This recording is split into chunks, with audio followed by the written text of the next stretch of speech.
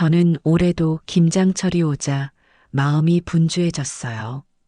매년 배추를 고르고 소금을 뿌려 절이는 일부터 한겨울을 대비한 온갖 재료 준비까지 생각보다 손이 많이 가는 작업이니까요. 다른 사람들은 늦가을이 되면 단풍놀이나 외식을 즐길지도 모르지만 저에겐 김장이 1년 중 가장 큰 행사처럼 여겨진답니다. 집안의 겨울 양식을 마련하는 일이기도 하고 옛날부터 우리 어머니와 할머니께서 이어온 전통이기도 하니까요. 게다가 예전에는 동네 아주머니들이나 친척들도 많이 모여서 함께 도왔는데 요즘은 하나둘 연세가 들거나 사정이 생겨서 쉽게 참여하기 어렵게 되었어요. 그래서 점점 일이 제게만 집중되는 느낌이라 허리가 욱신거리고 손목이 시려도 혼자서 대야를 몇 개나 깔아놓고 배추를 절여야 하죠. 그런 와중에 가장 아쉬운 건 바로 며느리예요. 결혼 초에는 가끔 모여서 김치 맛을 보고 수다를 떨곤 했는데 어느새부터인지 김장철이 가까워지면 번번이 바쁘다며 얼굴 한번 제대로 보여주지 않더라고요. 저는 젊은 사람들 사정도 있을 테니 너무 구속하면 안 되겠다고 생각하면서도 속으론 조금 서운한 마음이 커졌어요. 그러다 보니 어느 순간부터는 그래도 가족인데 한 번쯤 같이 해보면 어떨까 하는 기대를 품게 되었지요. 그래서 올해는 미리 일정을 조정하고 시장도 일찍 다녀와서 재료를 풍성히 마련했어요. 혹시 며느리가 마음 먹고 참여하겠다고 하면 잘 알려줄 준비를 하고 싶었거든요. 하지만 김장날이 점점 다가오는데도 며느리 쪽에서는 조용했어요. 저는 혹시 몰라 전화를 해보기도 했어요. 올해는 꼭 함께 김장을 해보면 어떨까 해서. 시간 좀 낼 수 있니? 이렇게 살짝 물어봤지만 며느리는 회사 일이나 다른 일정이 겹쳤다며 미안하다는 말만 남기고는 결국 오지 않았어요. 예전이었다면 요즘 젊은 사람들 다 그렇지 뭐하고 가볍게 넘겼을지도 몰라요. 그런데 몇 해째 계속 혼자서 이렇게 대량의 김치를 담가야 하다 보니 저도 점점 체력적으로 버거워지는 걸 느끼고 있었거든요. 그러다 보니 섭섭함이 자꾸 쌓였어요. 그래도 어쩌겠어요. 김장을 안 할 수도 없으니 일단 저 혼자서라도 모든 준비를 해야 했어요. 김장 첫날은 언제나 배추를 절이는 작업부터 시작해요.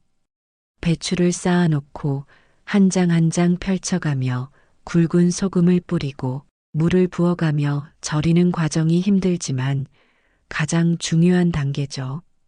배추가 잘 절여져야 나중에 양념을 넣었을 때 간이 고루 배이고 식감이 아삭아삭하게 살아나거든요. 저는 마당에 커다란 고무대야 3개를 일렬로 나란히 놓아두고 배추를 한 번에 넣었다 뺐다 하면서 시간을 맞춰가요. 너무 오래 절이면 짜고 짧으면 덜 익고 그 미묘한 타이밍을 잡는 게 꽤나 어려운 일이에요. 이 작업이 하루를 꼬박 잡아먹기도 해서 중간에 허리를 몇 번씩 펴줘야 몸이 견딜 수 있답니다. 그렇게 날이 어두워질 때쯤 대야에 가득 쌓인 배추를 보면 기분이 묘해요.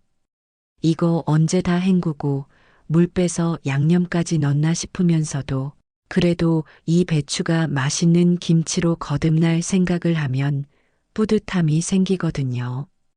그렇게 하루를 정신없이 보내고 나면 허리가 끊어질 듯 아파요.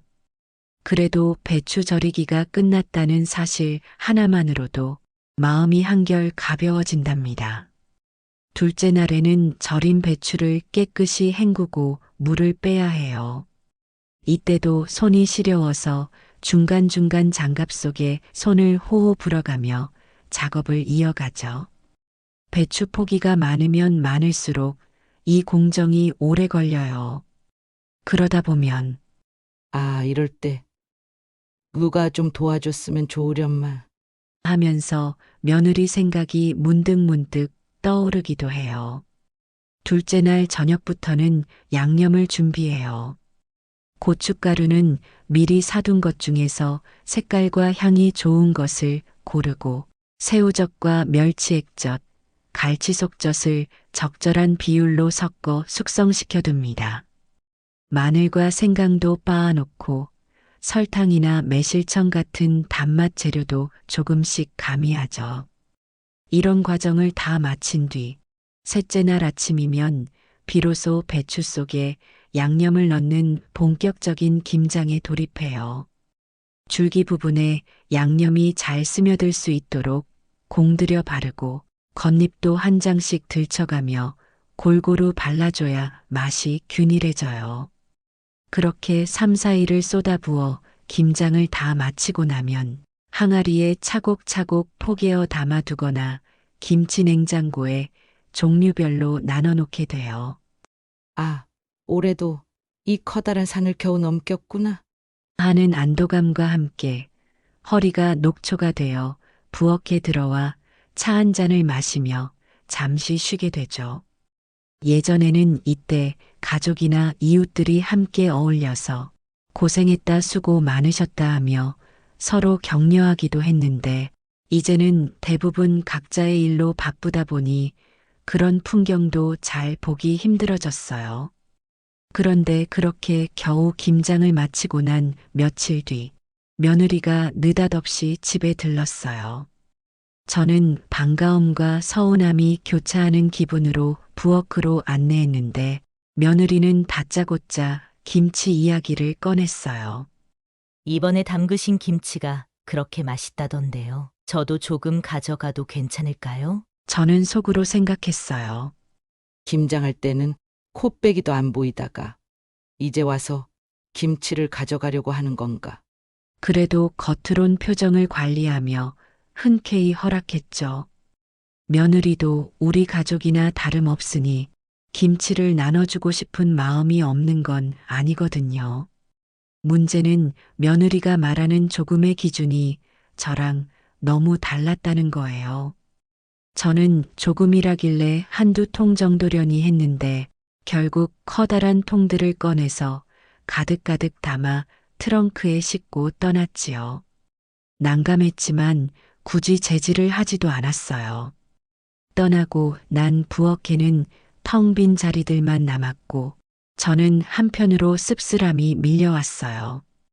김장을 함께 했으면 이렇게 얄미운 기분은 들지 않았을 텐데 하는 아쉬움이 크게 다가왔어요. 며칠 뒤 며느리는 한술 더 떠서 친정에도 나누고 친구들에게도 자랑하느라 김치가 더 필요하다고 연락을 해왔어요. 저는 이번에는 그냥 넘어가면 안 되겠다는 생각이 들었어요. 그동안 쌓였던 섭섭함도 있고 며느리가 계속 무료 김치 창고처럼 여기는 것만 같아 가만히 있을 수 없었죠. 그래서 며느리에게 직접 말했어요. 김장이라는 게 쉽지 않으니 한 번쯤은 과정을 몸소 경험해 보면 어때? 사실상 며느리에게 참교육을 시작해야겠다고 마음먹은 순간이었죠. 그러나 며느리는 애매한 반응만 보였어요. 마치 김장이라는 걸 중노동처럼 생각하는 기색도 보이고 요즘 회사가 바빠서 시간을 내기 어렵다며 대화를 슬쩍 돌리더라고요. 저는 그 모습을 보며 심각해졌어요. 이러면 해마다 똑같은 일이 반복되겠구나. 그냥 넘어가면 며느리 입장에선 나는 늘 바쁘니 결국 시어머니 혼자 하겠지. 하며 무심하게 행동할 것 같았거든요. 그렇다고 너무 강압적으로 나오면 사이만 나빠질 것 같아서 다른 방법을 고민하기 시작했죠. 결국 작전을 짰어요. 우선은 집에 남아있는 배추 몇 폭이라도 활용해서 작게 김치를 한 번 더 담가보자. 그때 며느리를 반드시 참여시키자. 물론 김장을 한 번 더 하는 건 저한테도 큰 부담이지만 이 기회가 아니면 며느리가 진정으로 김치 담그는 수고를 이해할 기회가 없을 테니까요. 그렇게 마음을 먹고 재료를 조금씩 챙겨두고 있던 차에 며느리가 다시 전화를 했어요. 이번에는 친구들에게도 자랑을 했더니 김치를 나눠주고 싶다고 하더군요. 저는 기다렸다는 듯 말했지요. 딱 잘 됐구나. 마침 집에 배추가 몇 폭이 남아서 작게나마 한 번 더 담그려고 해. 직접 해보면서 가져가면 더 뜻깊지 않을까? 며느리는 처음에는 난처해했지만 저도 워낙 강단 있게 밀어붙였고 너무 어렵게 생각 말고 조금이라도 해보자. 부드럽게 설득하자 어찌저찌 수락했어요. 저는 속으로 드디어 기회가 왔구나 싶어 은근히 들떴어요. 김장을 한번 해본다면 며느리가 예전처럼 쉽사리 김치를 왕창 가져가려 들진 않으리라는 기대감이 들었죠. 며느리가 약속한 날, 저는 새벽부터 부엌을 정리하고 마당에 대야를 2개 깔아놓았어요. 작은 양이지만 그래도 채소를 다듬고 절이는 과정이 간단치 않거든요. 마늘과 생강도 일부러 다 다지지 않고 조금 남겨두었어요. 며느리가 오면 직접 빻아보게 해서 그 수고로움을 알게 하고 싶었거든요. 시간을 보니 약속 시각을 조금 지나서야 며느리가 도착했어요. 죄송해요. 길이 좀 막혀서 늦었습니다. 하는 수 없이 저는 괜찮다고 웃으며 대답하고는 바로 배추부터 건네줬어요. 우선 배추 뿌리 부분 좀 도려내고 상한 잎이 있으면 골라내자. 차근차근 알려주었죠. 며느리는 처음엔 자신만만해 보였지만 잠시 뒤 표정이 굳어졌어요. 계속 배추를 들고 칼을 움직여야 하는 데다가 잘못하면 배추가 망가질 수도 있으니 긴장되는 거예요. 그렇게 1시간을 꼬박 보내니 며느리 이마에 땀이 송글송글 맺혔어요. 며느리는 헛웃음을 지으며 말했죠. 아니, 이게 생각보다 훨씬 힘드네요. 그제야 저는 속으로 드디어 조금이나마 깨닫는구나 하고 생각했어요. 배추 손질이 끝나면 소금에 절이는 작업을 해야 하고 그 사이 재료 손질도 해야 하니까요. 쉬울 리가 없죠. 저는 곁에서 물 한 잔을 건네며 며느리를 달랬어요. 이렇게 수고롭게 담가야 겨울에 맛있는 김치를 먹을 수 있다는 거지. 이윽고 배추 절이는 단계에 들어갔어요. 큰 그릇에 물을 받아놓고 소금을 적당한 양으로 뿌려주어야 하는데 이것도 손이 많이 가요. 얼마나 넣어야 적당하죠? 며느리는 물었지만 저 역시 정확한 레시피보다는 오랜 경험에서 오는 감각으로 판단하니 말로 설명하기가 쉽지 않답니다. 직접 조금씩 뿌려보며 감 잡아봐라. 며느리는 무작정 소금을 왕창 쏟다가 배추잎 위에 한 덩어리가 내려앉아 화들짝 놀라서 다시 소금을 걷어내기도 했어요. 그 모습을 보니 예전 초보 시절 저를 보는 것 같아 웃음이 났어요. 그렇게 배추를 절이는 동안 며느리는 옆에 놓인 마늘, 생강, 무 같은 재료들을 다듬었어요. 제가 미리 다 손질해 두지 않은 이유가 바로 이때 빛을 발했죠. 어머니, 이거 다 해야 해요? 며느리는 난감해했지만 실제 김장에서는 이것보다 훨씬 많은 양을 하루 종일 다듬어야 한다고 말해줬어요. 그러자 며느리는 연신 감탄을 하며 칼을 열심히 움직였어요. 하루 이틀이 아니라 몇 년 동안 이 수고로운 과정을 매년 해왔다는 사실에 이제야 제게 고개가 숙여졌는지 말수가 줄더군요. 점심때가 되자 저는 잠시 부엌에 들어가 간단한 국과 반찬을 준비해 며느리와 함께 먹었어요. 허기를 달래고 나니 며느리도 다시 기운을 차린 모양이었어요. 마당에 나가 며칠 전에 절여둔 다른 채소들과 함께 양념을 만들기 시작했죠. 고춧가루를 대야에 적당히 덜어 넣고 새우젓과 멸치액젓, 그리고 미리 다진 마늘과 생강을 조금씩 섞어봤어요. 중간중간 맛을 봐가면서 짠지 매운지 확인해야 한다. 며느리는 고무장갑을 끼고 양념을 버무리다가 눈을 크게 뜨고 놀라더라고요. 맵네요. 저는 웃으며 장난스럽게 받아쳤어요. 김치는 이렇게 칼칼해야 제맛 아니겠니?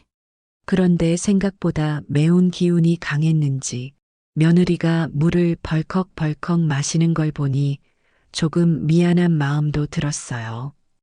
그래도 이 과정을 겪어봐야 이게 쉬운 일이 아니구나 하고 온몸으로 느낄 테니 저는 쓴웃음을 지으며 지켜봤답니다. 그렇게 양념이 어느 정도 완성되면 절인 배추를 하나씩 꺼내 속을 채워 넣어야 해요.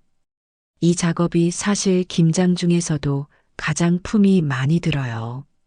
배추 겉잎과 속잎을 한 장씩 넘기면서 양념을 고루 펴 발라줘야 하거든요. 조금만 신경을 덜 쓰면 어떤 부분은 양념이 뭉치고 다른 부분은 아예 닿지 않아서 맛이 고르지 않게 됩니다. 저는 시범을 보이기 위해 배추 한 포기를 손에 들고 잎 사이사이에 양념을 바르는 모습을 천천히 보여줬어요. 며느리는 그걸 유심히 지켜보더니 이내 스스로 포기를 들어 시도해 봤어요. 어느 순간부터는 등에 땀이 송글송글 맺히고 숨소리가 거칠어졌지만 잠자코 집중해서 하더군요. 해질녘 무렵이 되어서야 작은 양의 김치를 다 담글 수 있었어요. 이제 거의 끝났으니 배추 한 포기만 잘라서 조금 맛보자. 며느리도 궁금해하길래 칼로 배추 한쪽을 잘게 썰어서 접시에 옮겨 담아 같이 시식해 봤죠. 아무래도 방금 담근 거라 양념이 잘 배지는 않았고 배추 본연의 아삭함과 매운맛이 그대로 느껴졌지만 오히려 그 매력이 있었어요. 오, 이 정도면 나중에 익었을 때 정말 맛있겠네요. 며느리는 눈을 반짝이며 그렇게 말했고 저는 속으로 생각했어요. 그래, 이제 조금은 알았겠지. 이 김치가 그냥 만들어지는 게 아니라는 걸. 곧 며느리가 수고했다며 허리를 펴고 한참 쉬고 싶다는 표정을 지었어요. 저는 웃으며 장갑을 벗고 손을 씻으며 말했죠. 많이 힘들었지? 근데 이게 양이 큰 김장일 때는 배추가 몇십 포기가 아니라 몇백 포기도 하곤 해.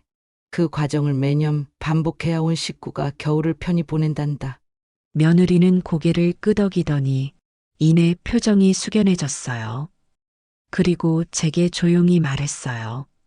정말 매년 이렇게 하셨다는 게 믿어지지 않아요. 저도 이제 조금씩이라도 도울 테니 너무 무리하지 마세요. 그 한마디가 제 마음에 큰 위안이 됐어요. 사실 저는 김장 도와주는 사람이 당장 필요하다는 생각보다는 적어도 이 수고에 대한 이해는 해주면 좋겠다는 바람이 더 컸거든요. 이제 며느리가 직접 경험해 보니 생각 없이 김치 좀 주세요 할 때와는 전혀 다른 마음을 갖게 될 거라고 믿었죠. 며느리는 집에 갈 때 그날 담근 김치를 조금 챙겨갔어요. 예전 같으면 호기롭게 왕창 가져갔을 텐데 이번에는 오히려 조심스러워하면서 이 정도면 되겠죠? 하고 의논하는 모습이 귀엽기도 하고 기특하기도 했어요. 그래, 얼마든지 가져가라. 저는 방긋 웃었답니다. 힘들다는 걸 몸소 겪어보니 이전처럼 무작정 큰 통에 담아가는 일은 못하겠던 모양이에요. 며칠 후 가족들이 모이는 자리에서 며느리는 은근히 이번 김장 체험을 자랑하듯 이야기했어요. 이번에 어머니랑 같이 배추 손질부터 절이는 것까지 해봤는데 진짜 어깨랑 허리가 엄청 아프더라고요. 그래서 그런지 김치가 훨씬 소중하게 느껴져요. 이런 식이었죠. 주변 사람들도 호응해 주었어요. 그래도 직접 해봤다니 대단하다. 저는 그 대화를 들으며 흐뭇했어요. 마치 자녀가 시험에서 좋은 성적을 거둔 걸 본 부모의 기분이랄까요? 며느리가 그 과정을 몸으로 겪은 뒤에는 김치를 대하는 태도가 아주 달라졌거든요. 이후로 며느리는 한 번씩 문자를 보내 묻곤 해요. 김치 잘 익고 있나요? 배추가 올해는 어떤가요? 처음엔 조금 의아했어요. 그런데 생각해 보니 김장이 어떤 식으로 진행되는지 어느 정도 알고 나니 궁금해질 만도 하죠. 저는 그럴 때마다 자세히 설명해 주고 답장을 해요. 조금 더 익으면 보내줄 테니 맛보고 평가해봐. 그러면 며느리는 화답하더군요. 네, 고맙습니다. 다음에는 저도 좀 더 도울게요. 솔직히 저는 며느리가 매년 빠짐없이 김장을 함께하길 바란다기보다는 이렇게라도 관심을 가져주고 그 수고를 이해해 주는 것만으로도 만족스러워요. 몇 해 전만 해도 너무 당연하게 김치를 잔뜩 가져가곤 했는데 이젠 조금이라도 미안하고 고마워하는 마음을 표하니 그걸로 충분하죠. 이런 변화가 바로 제가 노리던 참교육의 핵심 아니겠어요. 혼내거나 지적하기보다는 직접 겪어보게 해서 깨닫게 만드는 일이 훨씬 효과가 크다고 느꼈어요. 한편으로는 이번 계기로 며느리와 정서적으로도 가까워진 기분이에요. 그날 함께 김장하던 중간중간에 이런저런 이야기를 나눴거든요. 제가 예전에 시어머니께 김장을 배우던 때의 추억이며 시골 마당 한가운데에서 화로에 불 지펴놓고 배추를 다듬던 어린 시절 이야기도 해줬어요. 며느리는 그 얘기를 들으며 마치 옛날 영화를 보는 것 같다며 신기해했죠. 저는 그때 느꼈어요. 이런 식으로 세대가 이어지고 문화를 전수하는 거구나 하고요. 그 뒤로 또 한두 주 지나 며느리가 집에 들렀는데 이번에는 제안을 했어요. 어머니, 혹시 다음번에는 배추 조금 더 구매해서 친정에 함께 전해주면 어떨까요? 이게 사소해 보이지만 저로서는 큰 진전이라 느껴졌어요. 이제는 김장 자체를 귀찮고 힘든 일이 아니라 누군가에게 나눠주고 싶은 마음이 드는 소중한 과정으로 보게 된 듯 했거든요. 저는 기쁜 마음으로 즉시 답했어요. 그럼 좋지. 내심 이 아이가 벌써 이렇게 달라졌나 싶어서 흐뭇해졌답니다. 김치가 단순한 반찬이 아니라 식문화의 중요한 뿌리라는 사실을 며느리도 이번 기회에 조금이나마 깨달았을 거예요. 저도 처음부터 엄격하고 무섭게 했으면 오히려 반발심만 키웠을지도 모르는데 비교적 온화한 방법으로 체험을 유도한 게 주요했다고 봐요. 물론 체험 하루 만에 모든 걸 완벽히 알 수는 없겠지만 최소한 김장은 이렇게나 힘들고 복잡한 일이구나 라는 깨달음만으로도 충분히 가치가 있다고 생각해요. 어느 날 밤 저는 잠이 오지 않아 누운 채로 가만히 생각에 잠겼어요. 배추를 절이고 양념을 만드는 과정, 그리고 마지막에 익어가는 김치 향기까지. 제게는 너무도 익숙한 일들이지만 며느리에겐 낯설고 버거운 일이었겠죠. 그러니 처음엔 김장에 관심조차 두지 않았을 거예요. 그런데 이번에 직접 몸을 쓰고 땀을 흘려보니 시댁에서 공수해오는 김치가 얼마나 공이 들어간 식품인지를 실감했을 테죠. 이런 과정이 바로 가족 간 이해와 유대감을 깊게 만드는 게 아닐까 싶어요. 다음 날 아침 부엌에 들어가 김치 상태를 살펴봤어요. 통 하나를 열어봤더니 배추 겉부분이 이미 빨갛게 물들어 있었고 국물에서도 새콤하면서 알싸한 내음이 풍기더군요. 이제 슬슬 익어가는구나 싶어서 조금 덜어 맛을 봤어요. 아직은 덜 숙성됐지만 그 나름대로 맛있었어요. 며느리도 이 맛을 보면 흐뭇해하겠지. 하면서 혼잣말을 했답니다. 예전에는 독방에서 혼자 이런 행복감을 음미해 왔다면 이젠 가족 누군가와 공유할 수 있다는 점이 커다란 기쁨이에요. 며칠 후에 며느리가 다시 왔을 때 제가 권했어요. 이 김치 이제 소금 익었으니 맛 좀 봐라. 며느리는 한 입 먹더니 눈을 동그랗게 뜨고는 감탄했어요. 정말 달라졌네요. 향이 더 깊어졌어요. 저는 그 반응을 보며 말했죠. 김치는 익어가는 과정이 참 묘하단다. 시간이 들어가야 비로소 완성되는 식품이니까. 그러자 며느리는 고개를 끄덕이며 답했어요. 그날 땀 흘린 기억이 있어서 그런지 먹는 맛이 배가 되는 느낌이에요. 이 한마디가 제게는 사이다처럼 시원하게 들렸어요. 그날 며느리는 이전과 달리 김치를 가득 채워가진 않았어요.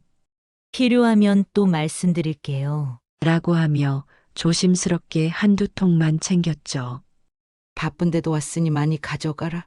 저는 오히려 권했지만 며느리는 웃었어요. 아니요. 요만큼이면 충분해요. 자칫 양을 너무 많이 가져가면 그걸 다 소화하는 것도 일이란 걸 깨달은 듯해요.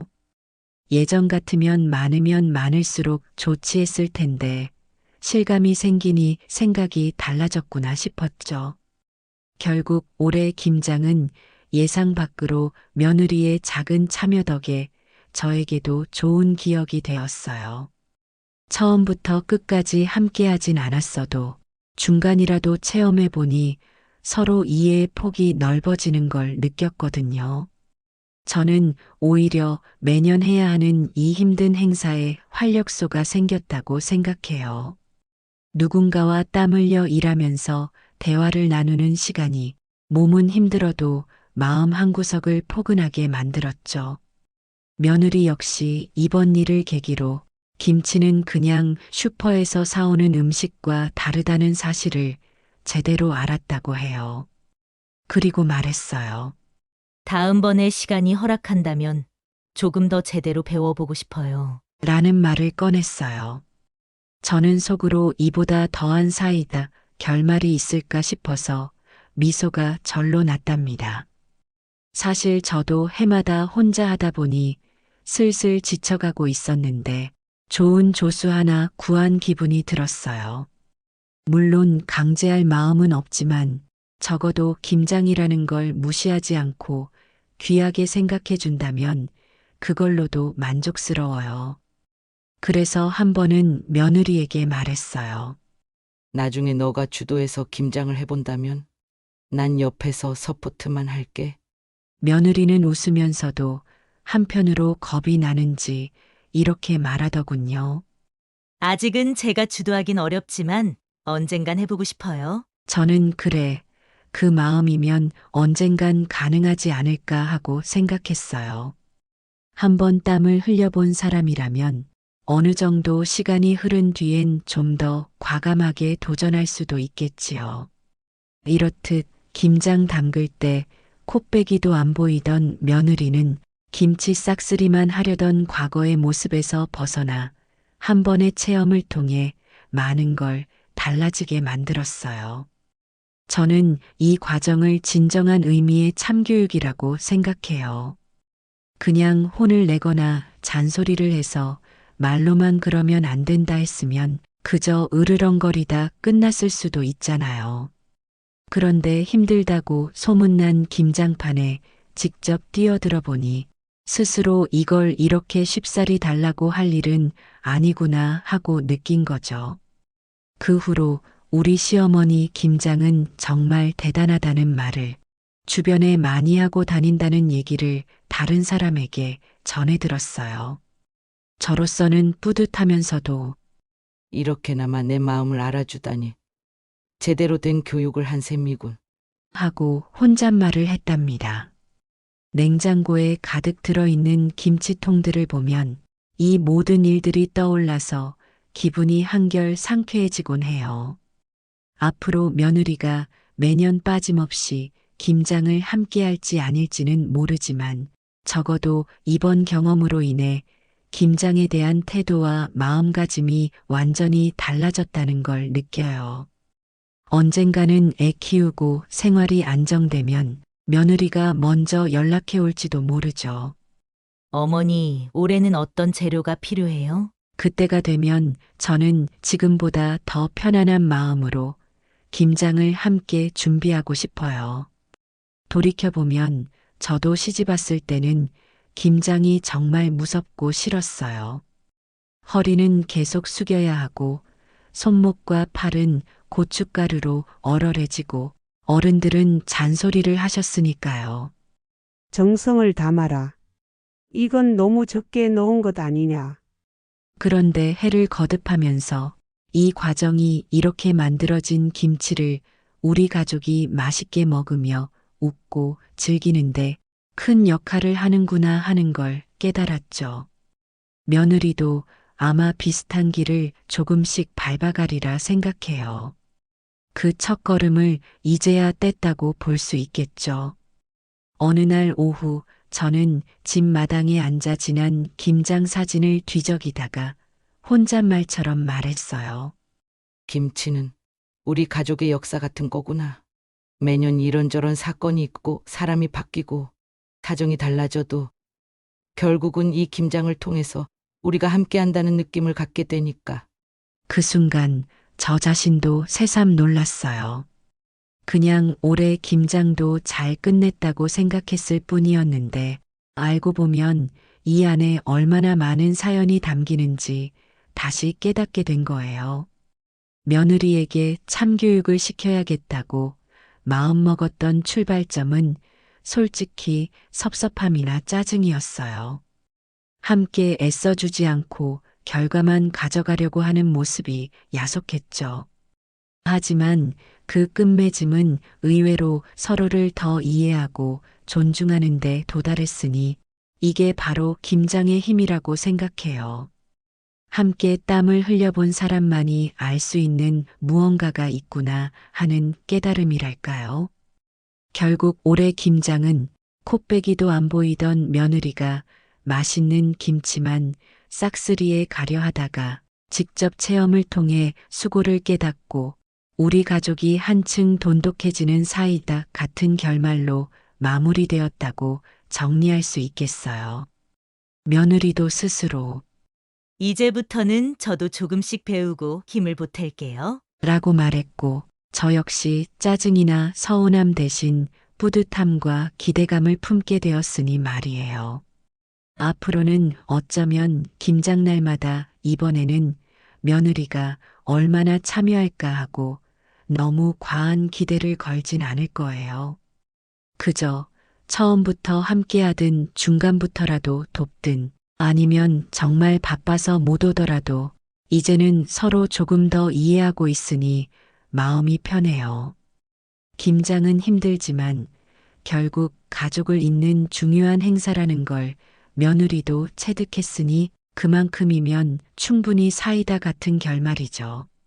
지금도 김치 항아리에 귀를 대보면 가끔씩 보글보글 소리가 들릴 때가 있어요. 미생물들이 배추 속에서 발효를 일으키며 서서히 맛을 끌어올리는 소리죠. 그 소리를 들으면 시간이 흐르면서 이 김치도 점점 완벽해지는구나 하고 기분이 좋아져요. 가족들의 관계도 그 발효 과정처럼 조금씩 자연스레 익어가는 거겠죠. 김장을 통해 서로를 이해하고 하나로 묶는 힘. 이게 바로 우리 집의 중요한 문화이자 전통이라고 생각해요. 그렇게 생각하니 며느리가 김장을 싹 피해 다니던 과거의 모습마저도 이제는 아련한 추억처럼 보일 정도예요.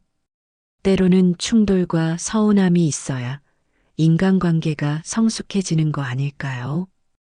혼자 섭섭해하고 씁쓸해하던 날들도 이제는 웃으며 떠올리게 되었습니다. 그래도 한번 직접 해보니까 알아주네. 계속 똑같이 내버려뒀다면 바뀌지 않았겠지? 마지막으로 이번에 조금 남긴 배추로 다시 작은 김치를 담글 수도 있겠다는 생각이 들어요. 며느리가 제가 모르는 사이에 양념을 달리 시도해보고 싶다고 하면 그때는 맡겨보려고 해요. 실패하더라도 괜찮아. 그 과정이 재미고 공부지. 하고 등을 떠밀어 줄 것 같아요. 만약 정말로 맛이 어설프게 나오더라도 함께 웃고 떠들며 먹다 보면 그게 또 소중한 기억으로 남을 거니까요. 이처럼 김장은 단순히 한 시어머니의 노동이 아니라 가족의 식탁과 문화, 그리고 마음을 함께 버무리는 거라고 생각해요. 얌체 며느리 한 명쯤이야 있을 수도 있지만 결국엔 참교육을 통해 서로 손잡고 웃으며 식탁에 마주 앉게 되는 게 우리의 전통 아니겠습니까? 이제 저는 이 결말을 시원한 사이다로 표현하고 싶어요. 그 사이다 맛이 결국은 무심한 며느리도 서운했던 시어머니도 모두를 시원하게 만들어 주었으니까요. 올겨울에도 우리 집 식탁에는 김치가 빠지지 않을 거예요. 이거 어제 먹었을 때보다 더 익어서 맛있네. 가족들이 웃고 조금 더 시원해지면 국물에 밥 말아 먹어야지.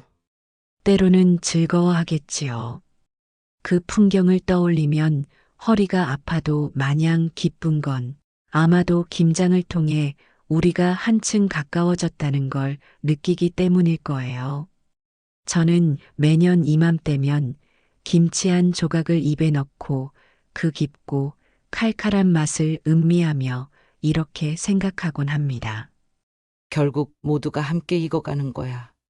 이 이야기가 바로 콧배기도 안 보이던 며느리가 김치 싹쓸이만 하다 참교육을 당하고 그래서 비로소 가족의 정과 김치 담그기의 진정한 가치를 깨닫게 된 과정이에요. 부디 이 사건을 통해 며느리도 저도 서로를 알아가며 더 나은 식탁을 만들어갈 수 있기를 바랍니다. 앞으로의 김장이 더 이상 혼자의 노고가 아니라 다 같이 웃고 떠드는 즐거운 자리가 되기를 간절히 기대해 봅니다. 그렇게 바라는 것만으로도 벌써부터 마음 한구석이 따뜻해지는 걸 느껴요. 결국 사이다 같은 마무리란 바로 이런 게 아닐까요?